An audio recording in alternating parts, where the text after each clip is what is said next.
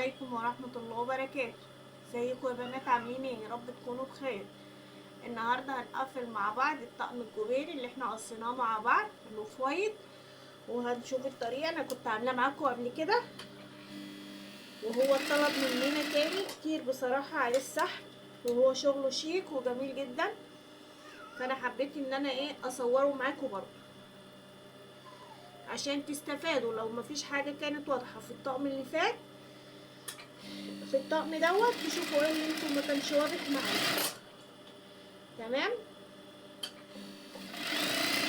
ان شاء الله. احنا بنحاول نحضر مكان للكورسات وللتصوير، مكان مخصوص علشان تستفادوا يعني اكبر استفادة.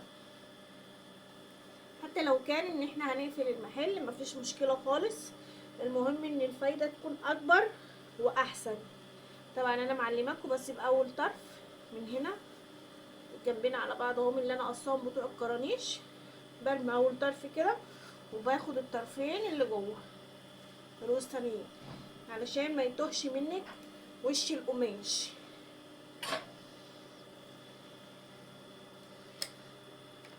هنحاول نخصص مكان للتصوير وللكورسات، وهنقفل المحل مؤقتا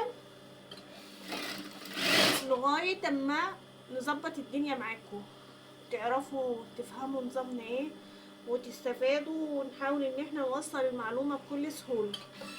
وهيبقى عندنا عروض على الكورسات، وهيبقى عندنا شرح جميل، وتابعونا للاخر وهتستفادوا ان شاء الله.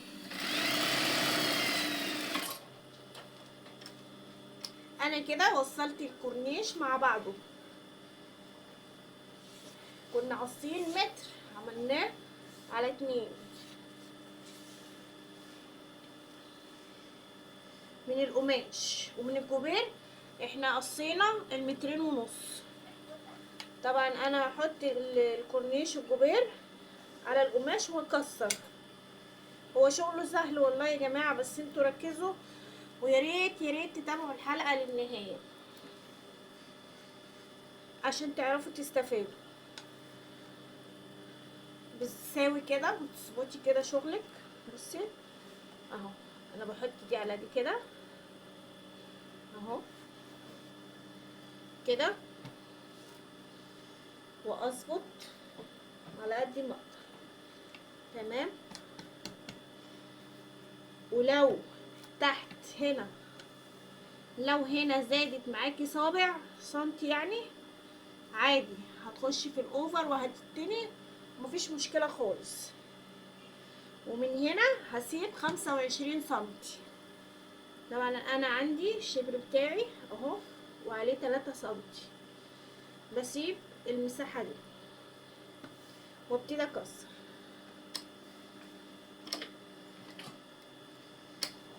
كده كده.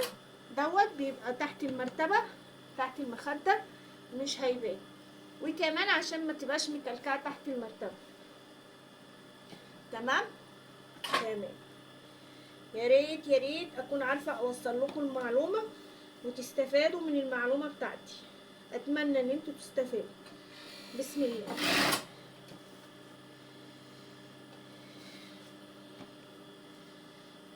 ان شاء الله هصور لكم المكان الجديد اللي احنا هنصور فيه، وكل يوم معانا فيه جديد وفيه تقدم وفيه اهتمام. انا بحاول اهتم بكل متابعيني واوفر لهم كل حاجه يستفادوا، كل حاجه يستفادوا منها. فان شاء الله يعني تابعوني وانتوا هتعرفوا كل تفاصيل المكان الجديد، ووقت الكورسات هيبدأ امتى، واول 10 هيشتركوا ويحجزوا معانا في الكورسات ليهم خصم، ويعني الخصم هيعجبهم ان شاء الله.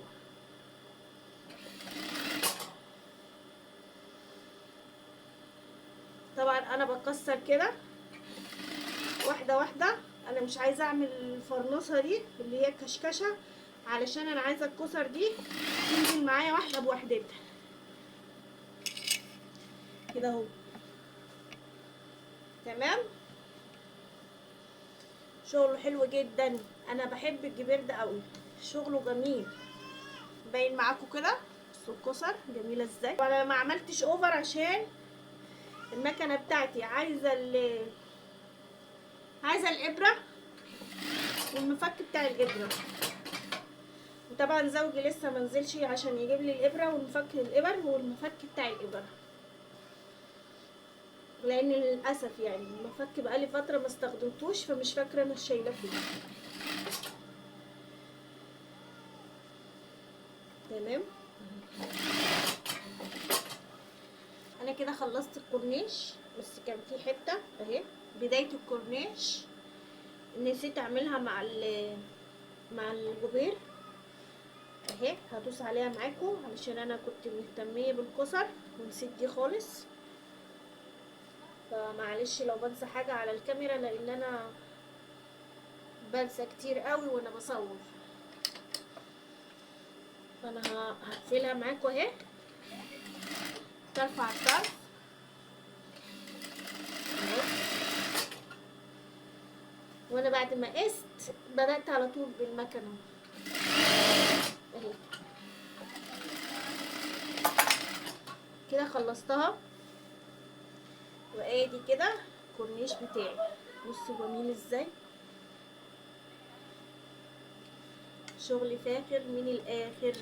بسم الله ما شاء الله، بسم الله ما شاء الله. مبروك على صاحبته وتتهنى بيه يا رب.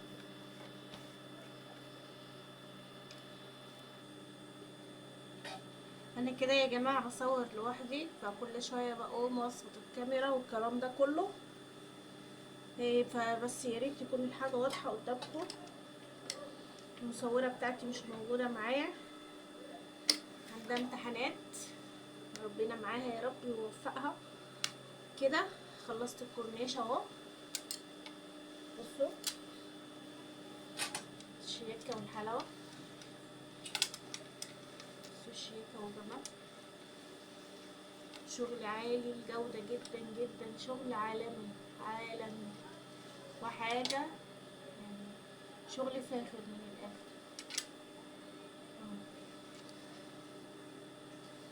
هنخش على ايه بعد كده؟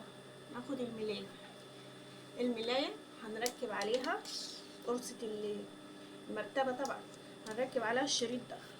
بصوا بقى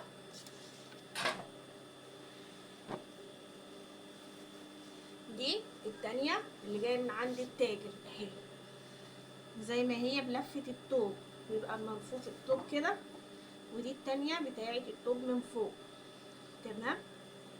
انا دي هفردها كده وهيبقى بدايتي البرصل. بصوا البرصل ده هيبقى تحت المخدة وتحت الرجلين، الجنب التاني في برصل برضه. تمام. تمام. هثبت بالمكنه كده عشان اظبط مقاسي.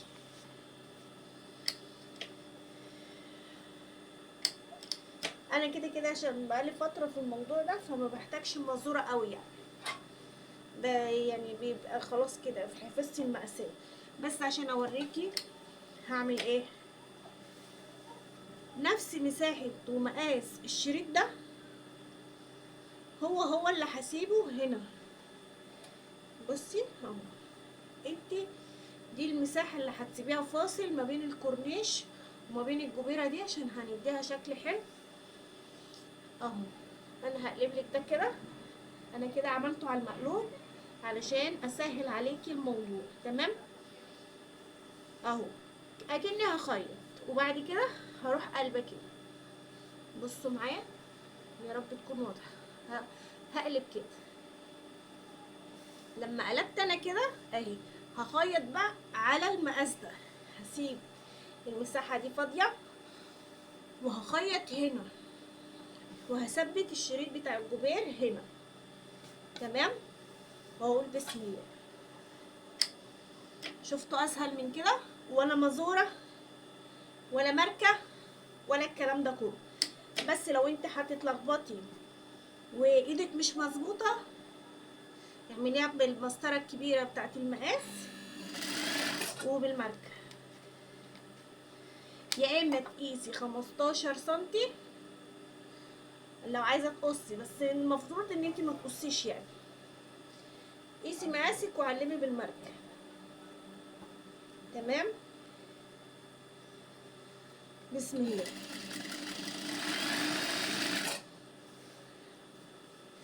وانت ماشيه بتظبطي.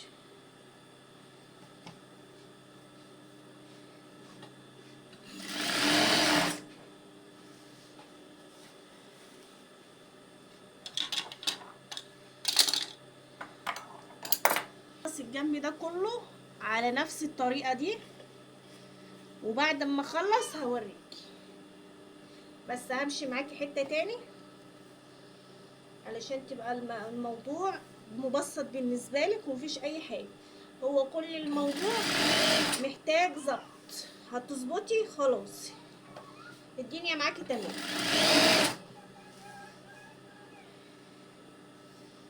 اهم حاجه الظبط. تمام كده. بصوا بقى يا بنات، انا خلصت الجنب ده اهو كله. ماشي. هنخش على الجنب التاني، ونفس اللي عملناه هنا هنعمله هنا. بس انا حبيت اوريكم خطوه بخطوه عشان تبقوا عارفين الخطوات معايا بادئه ازاي ومنتهيه ازاي.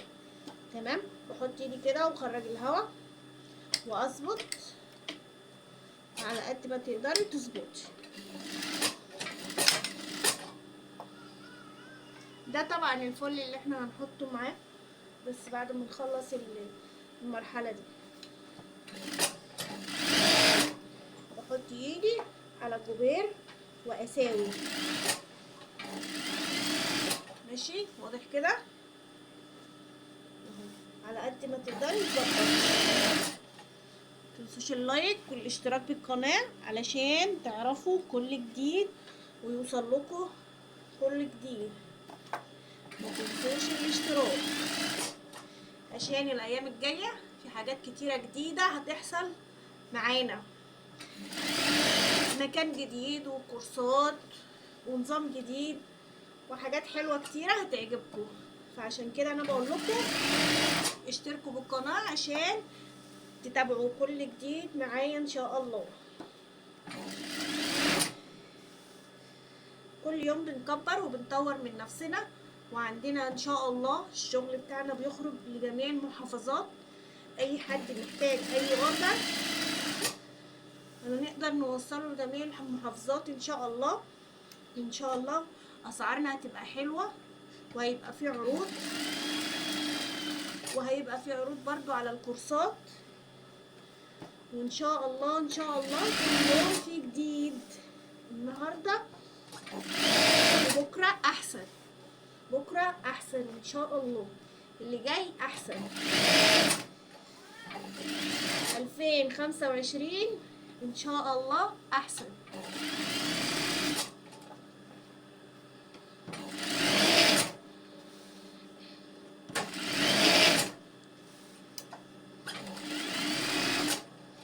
طبعا انت هتقولي لي تقفلي المحل ليه وخساره. هقول لكم لا، ده مؤقتا لغايه اما اظبط الدنيا معاكم واوضح لكم كل حاجه وتبقى الدنيا تمام معاكم. هننزل تاني مكاننا ان شاء الله.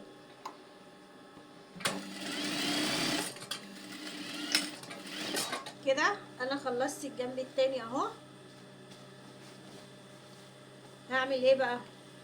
همشي عليه بالفل الفويد ده او الابيض ده، لان انا دورت على الدرجه بتاعته بالظبط ما لقيتش، للاسف ما لقيتش. بس ده هيمشي معاه برضو شكله حلو وهيمشي معاه. دي لفه على بعضها. طبعا الفل ده بيبقى موجود عند بتاع القماش. لو انتي محتاجه تجيبي حاجه زي كده مش عارفه المكان، بيبقى موجود عند بتاع القماش اللي انتي بتجيبي منه.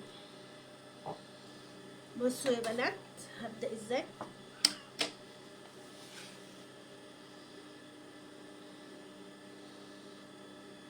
الناحية اللي بتلمع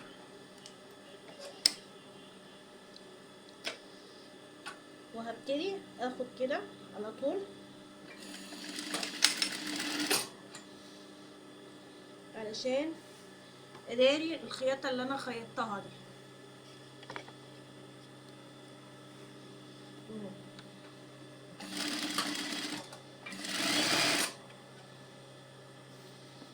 اظبطوا ايديكوا كويس.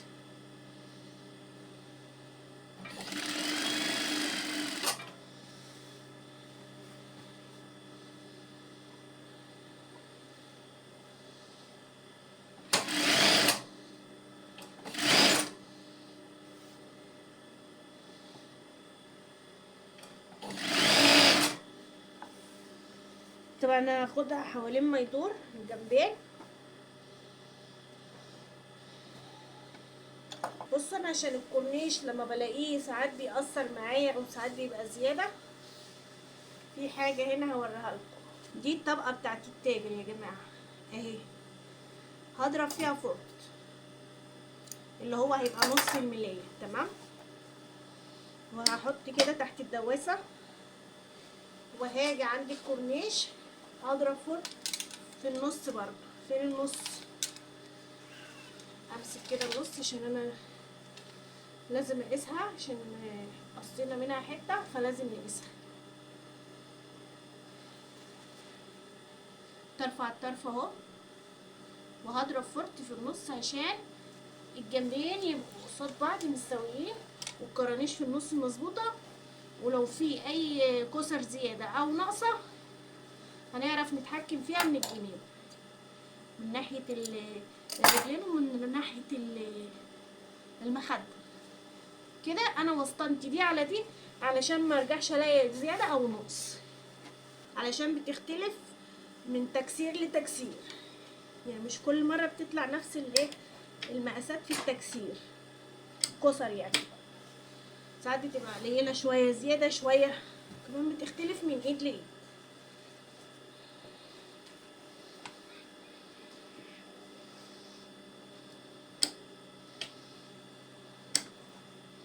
انا عندي الفرن كده كده اشتغل، وانا كده في الامان. دي تبقى حلوه برضو للمبتدئين.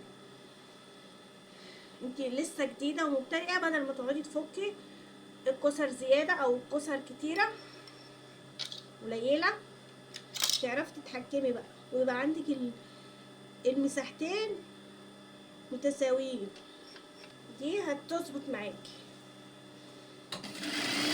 يبقى الجنبين متساويين، نفس الكسر اللي في الجنب ده هتبقى نفس الكسر اللي في الجنب ده. بسم الله.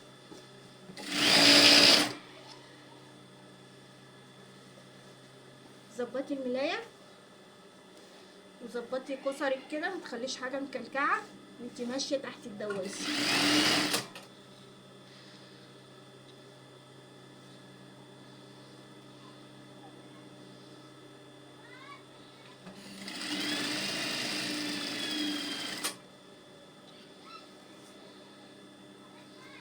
بصوا بقى، هو ده اللي انا بتكلم عليه. اهي طلعت زياده كسره واحده، لان الحته دي انا عايزاها ادخلها تحت الكسر مع الكسر اهي. هي فرقت سنتي بس، بدل ما اقصه وارميه.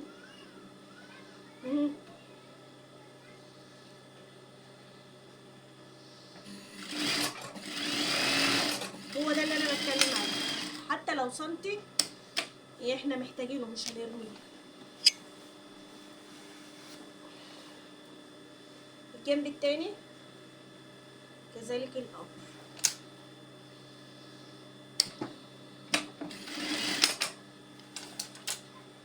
بس انت كده ملايتك هتبقى على الوش والكسر تحت. ظبطي كسرك بقى مظبوط، وخلي بالك من الخياطه.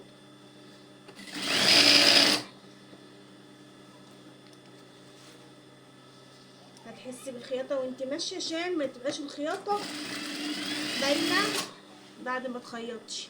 اهي عندي الخياطه الاولانيه بتاعت الكورنيش والكسر. تمام،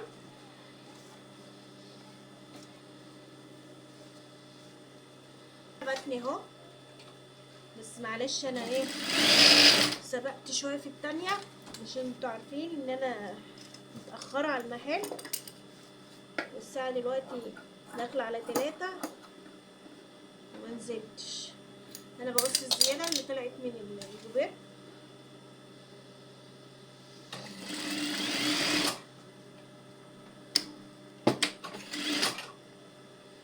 بتني تانية جوه تانية، طالما انا مش عاملة اوفر فانا بتني تانية جوه تانية.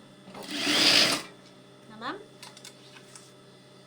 والشريط ده هنعمله بعد ما نخلص في الاخر، نكون جبنا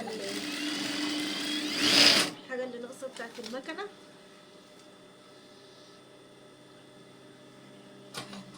وما تنسوش الاشتراك بالقناة يا جماعة، اهم حاجة الاشتراك بالقناة، شجعوني عشان يوصل لكم كل جديد ان شاء الله. متبخلوش عليا بالاشتراك واللايك ومشاركة فيديو استفيدي، وان شاء الله هتستفيدي. يعني انا والله بحاول ان انا افيدكم على قد ما اقدر واديكم وقتي على قد ما اقدر، فيعني ما تبخلوش عليا بقى باللايك والاشتراك. ماشي حلوين.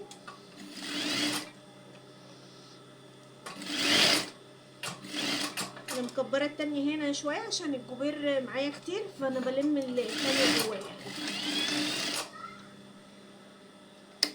كده. انا خلصت اهو، بسم الله ما شاء الله اللهم بارك. طبعا انا ما لحقتش اعمل معاكم المخدات، كده كده المخدات سهله والخداديات انتظروني في الحلقه الجايه للخداديات، لان انتوا زي ما انتوا عارفين كده الطقم خد معايا وقت شويه. الملايه لسه هصورها تاني وهوريكم الفينش الاخير في الاخر. بسم الله ما شاء الله، شغل فاخر من الاخر ما شاء الله. جميله جميله جميله.